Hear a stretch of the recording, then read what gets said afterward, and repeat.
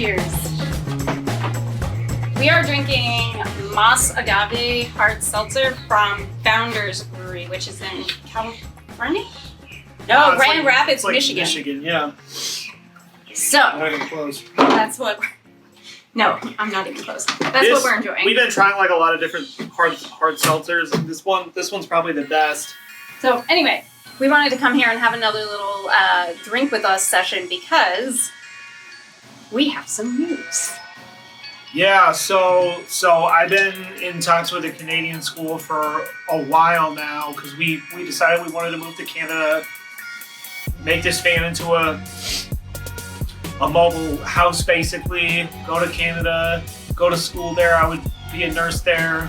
And we had a lot of communications going back and forth, a lot of different paperwork filled out, a bunch of junk filled out. There's still some ways that, I could get jammed up and stuff because of the borders are closed because of COVID and everything. But long story short, I did officially get notified by the University of Northern British Columbia that I am accepted to that school. So when you get accepted to a school, you gotta make a deposit to secure your spot, which I did that today. And then as soon as they get that deposit, they're gonna release my official acceptance letter. And then when I get the official acceptance letter, I can use that to apply for an international study permit, which will allow me to cross the border, and it'll also allow me to bring Olivia, because if you have an international study permit, you can bring a spouse, or if you have kids, you can bring those too. And then that study permit will allow us both to go over there, and that will give us further grounds from which to apply for work permits and stuff like that, and ways to basically get on the path to becoming permanent residents. So there are a few caveats though. So yes, he has been accepted to the University of Northern British Columbia for January 2021. Yeah. Hey. January 2021, and right now it's... Cheers! Congratulations! Cheers, yeah. It's like October 16th or something. So January's pretty f***ing close. It's like 10 weeks away. Yeah. So here's kind of the outline of what things are looking like. Well, so I mean, you go ahead, but everybody needs to know, so that means in 10 weeks we gotta sell the house, get rid of everything we own, move to a different country, quit both of our jobs, start going to school and get jobs in a completely different country. And drive. Oh, and drive to that country. Across this continent. From Florida to British Columbia. So no big, just a complete life change, top to bottom, every aspect of our lives. But we're stoked. In a couple of months. Well, I mean, we're super stoked. It's real now. But there are a few things that could totally mess up this plan. Nuclear war. No, let me go through these, because I've done the research. He hasn't. He's been working on the application, talking to the school, whatever. I've been dealing with all of these other legal ramifications and all of the reading all of the Canadian proclamations that have been coming forth about border closure and what are the exceptions and for what reasons and all that shit. So here's basically the deal.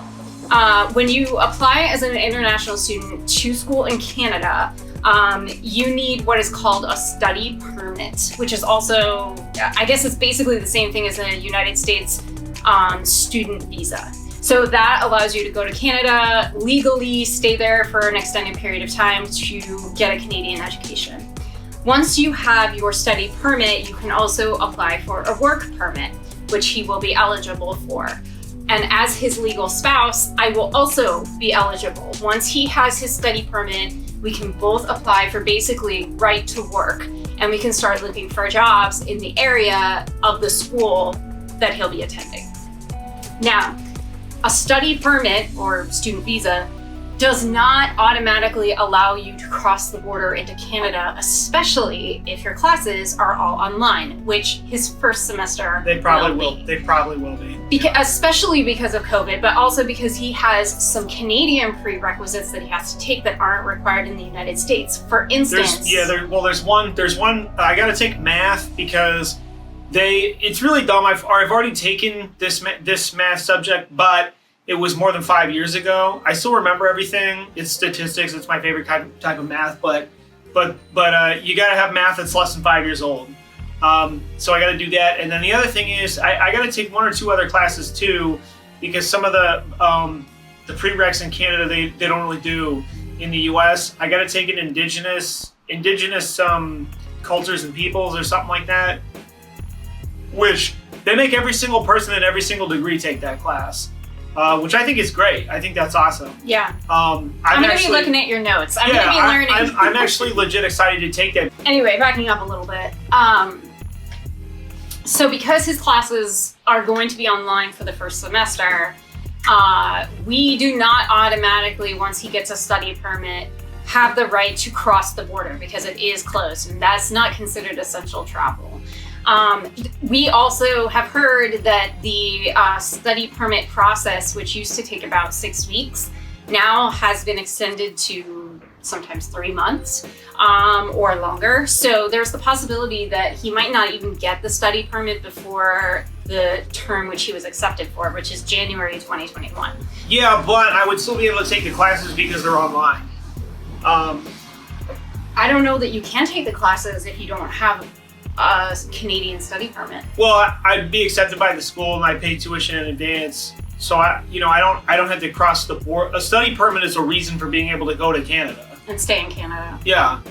Well, whatever. Anyway. So hopefully I'll get it, but if not, it's no big. It'd be great to get it because we want to go. I mean, we want to get out of here. We want to go, but it won't slow down my path toward Canadian registered nurse licensure. Right. So there's that. But there are some pretty cool caveats because he works in healthcare and we're in the middle of a global pandemic.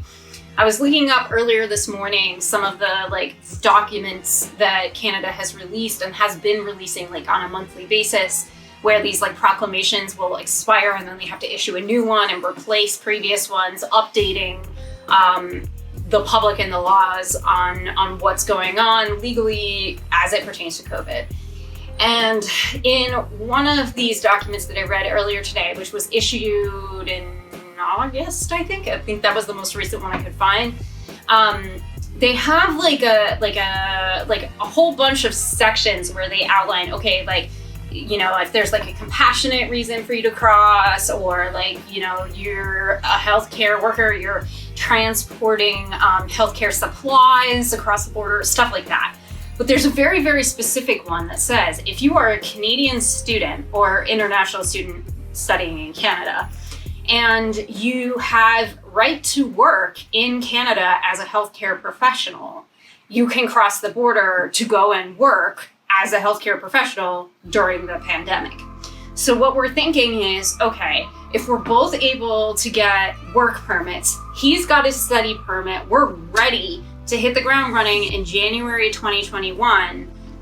If he's able to then apply for and secure a job in Canada where he's doing what he's doing now in Sarasota, then we're pretty sure we'll be able to get over that border.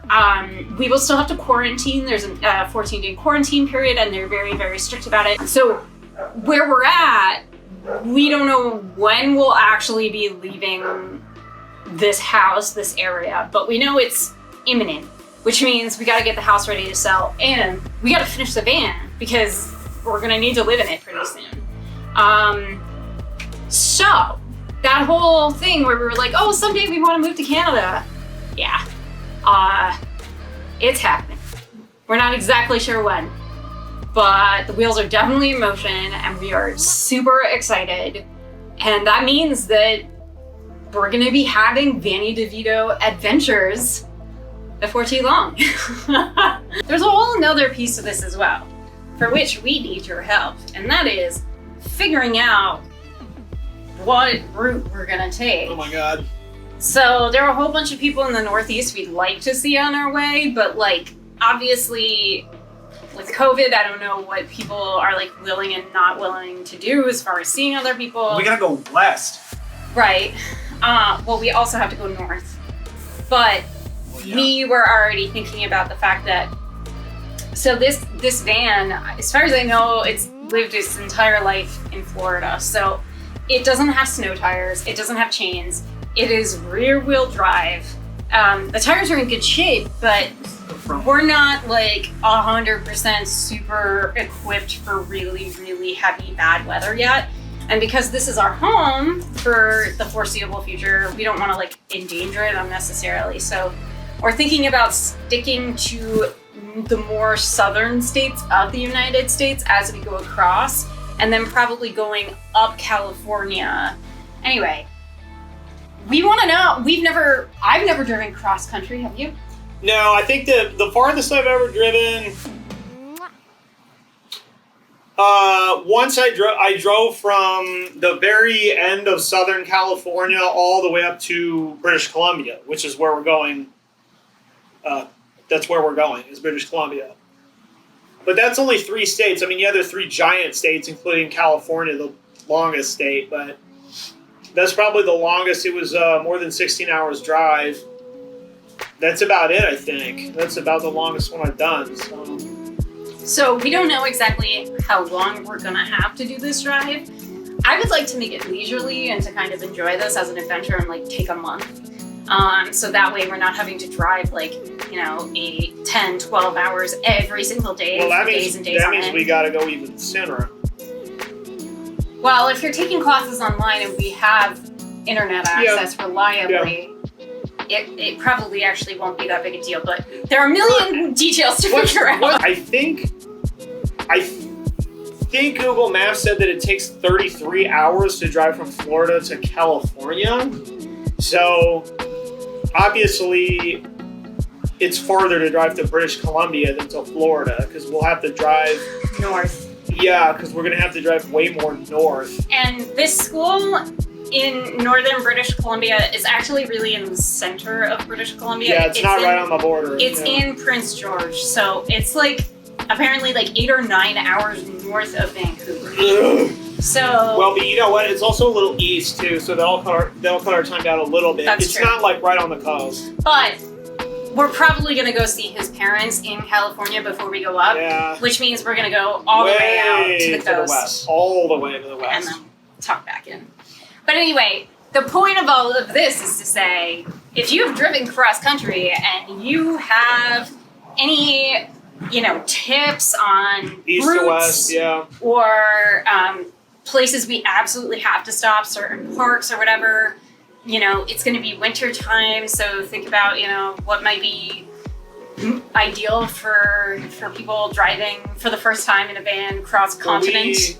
We talked before about going south, going across the southern states, because it is going to be winter, fall/winter.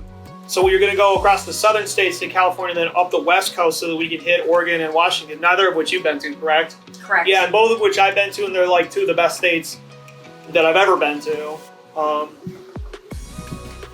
Never been to Seattle, never been to Portland, any of that. I've actually never been to Portland myself. I managed to skip all that when I drove up through the West Coast. But I mean, if the weather is reasonable and we have the time, it would probably be really nice to check out some of those places if we're driving from Northern California up, which it seems like we probably will be. But what we're most concerned about is, okay, like once we get out of Florida, like what states should we, there's some limitations, but like we could theoretically kind of drive like, diagonally across the United States, or we could stay more southern, or we could like zigzag up and down if we have enough time. We'd probably miss some stuff if we do it diagonal. We don't know. If you have driven cross country and you have some places that you're like, you gotta do this, you gotta see this, this is a van life dream, blah, blah, blah, put it in the comments below and let us know. Because we're gonna have to start deciding a route before too long, and we need your help. And we already know that the West Coast is nice, so you don't have to say, "Oh, you got to go to San Francisco." Yeah, I know. Like we already know the famous places on the West Coast, or I do, anyways. Yeah, we already know Vancouver's cool. We're not really like super into big cities, especially right now. Yeah, everything's gonna be closed anyway. Yeah. So, well, not in the United States so much, but. The point is that we would like to see some unique things, some part of nature that is, indigenous to that particular state or territory. Utah, maybe. Yeah. Like Red Rocks. Yeah, or like, I'm thinking you know, I've never been to Colorado, so maybe going through there would be cool, but it would also be kind of cool to like see what Wyoming's like. I don't know. But it's gonna be winter, so. I mean, unless it sucks. That's pretty much it. Canada is on the horizon, and this is why we've We have a deadline now. Yeah, and that's kind of why we've been ramping up on the van and like really, really working to get it done. And I haven't really been job searching because I was like, well, we don't even know that we're gonna stay here. Why do a job search? We know, like we that's the thing. It's like we knew that in the near future, vaguely, we were gonna be out of here. But now there's a deadline. Well, there's an ideal deadline. We don't know when. I mean, it's possible that one of the classes I have to take is in person. You know, and if that happens, so we're kind of just treating it like when I start this January, that's the deadline, and in January we need to be there. But it's not really true because we're gonna be doing it online. But anyways, like, you know, I'm gonna have to be physically present at the school at some point. And I'm enrolled now, and I don't want to wait, and I want to get it done. So, yeah. And we want to get out of here. Yeah. Nothing against Florida. Florida's cool, but we're ready to go. We're ready to cut ties with paying our mortgage, paying, you know, an electric bill since we now have solar power. You know, we're ready for a change. We're ready for this adventure. And also, you know, I ain't trying to have one of us catch COVID and go bankrupt from the bills. You know? No, thank you. Yeah. Yeah. And we could probably do a whole nother drink with us about this, but as a CNA and as someone who intends to spend at least the next 10 years involved in like nursing, maybe forever involved in like healthcare in some capacity, I'm not very interested in putting all of my effort and study and labor and, you know, heartache and physical body aches and all that stuff to enrich insurance companies, pharmaceutical companies, and medical device manufacturers, because that's what you're doing in a privately owned healthcare system, period.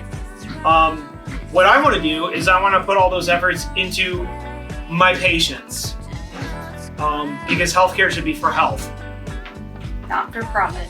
And every single industrialized country and some pre-industrial ones agree with me. So there you have it. We have more things to show you, and we have a lot more work to do, but we are getting closer and closer to our goal, which is moving into this, leaving our traditional housebound lives here in Florida and starting fresh in a new country on the other side of this continent. It's happening. Yeah, I guess it's on the other side in both directions. Yeah. So anyway, that's our news.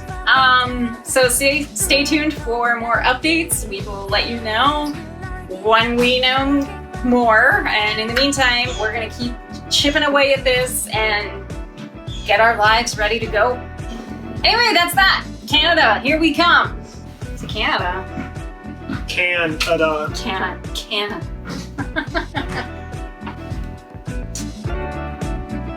Yay.